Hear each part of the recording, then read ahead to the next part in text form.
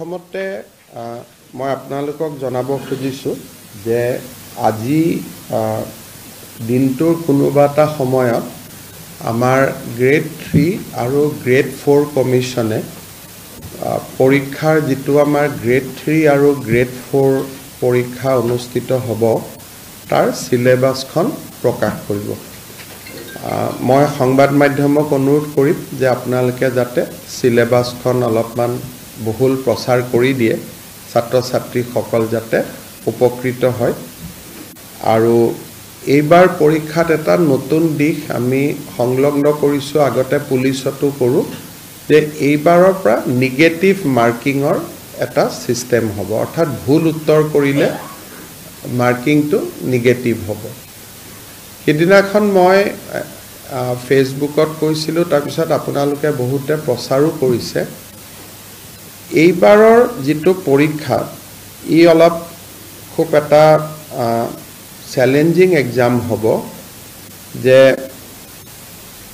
Particular এটা সাবজেক্টত 11 লাখ পৰীক্ষাৰ্থী পৰীক্ষা দিব। আমি যেতিয়া মেট্ৰিক পৰীক্ষাও পাতো হাইয়েষ্ট আমাৰ ক্যান্ডিডেট হয় 5 লাখ। 11 লাখ পৰীক্ষাৰ্থীক লৈ পৰীক্ষা পাতাৰ ৰেকৰ্ড ইউপিক বাদ দি কোনো ষ্টেটৰ আজিলৈকে নাই। কাৰণ ইউপিয়ে কোনোবা পৰীক্ষা 18 লাখ ক্যান্ডিডেট হয়, তেওঁলোকৰ জনবসতি বহুত, কিন্তু অসমত 11 লাখৰ কোনো পৰীক্ষা আজিলৈকে কেতিয়াও কোনেও অনুষ্ঠিত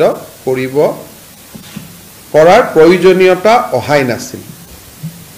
এইবাৰ আমি নিযুক্তিত এটা দিশ আছিলে যে এইবাৰ আমি ফিজ লোৱা নাছিলোঁ, অৰ্থাৎ পৰীক্ষা দিয়াৰ কাৰণে কোনো ফৰ্ম ফিলআপৰ কাৰণে কোনো মাচুলৰ প্ৰয়োজন নাছিলে, সেই কাৰণে নাম্বাৰটো বাঢ়িলে।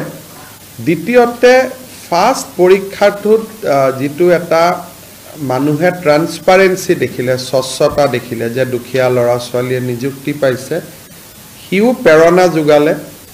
তাৰ ফলত 11 লাখ ক্যান্ডিডেট হৈ গ'ল। মই ইমান আশা কৰা নাছিলোঁ। পৰীক্ষা পতাটো আমাৰ বাবে এটা খুব চ্যালেঞ্জ হ'ব। ডিসি সকলেও চেণ্টাৰ কৰিব পাৰিব নোৱাৰিব, তেওঁলোকেও যথেষ্ট কষ্ট কৰিব লাগিব। যি নহওক আমি আগবাঢ়ি গৈ থাকিম আৰু সময়ে সময়ে যি ডেভেলপমেন্ট হয় আপোনালোকক জনাই থাকিম। পুলিচ, শিক্ষক বা হেলথ ডিপাৰ্টমেন্টত প্ৰবলেম নাই, প্ৰবলেমটো অকল এই গ্ৰেড 3 আৰু গ্ৰেড 4ৰ পাৰ্টিকুলাৰ দুটা সাবজেক্টতে আছে।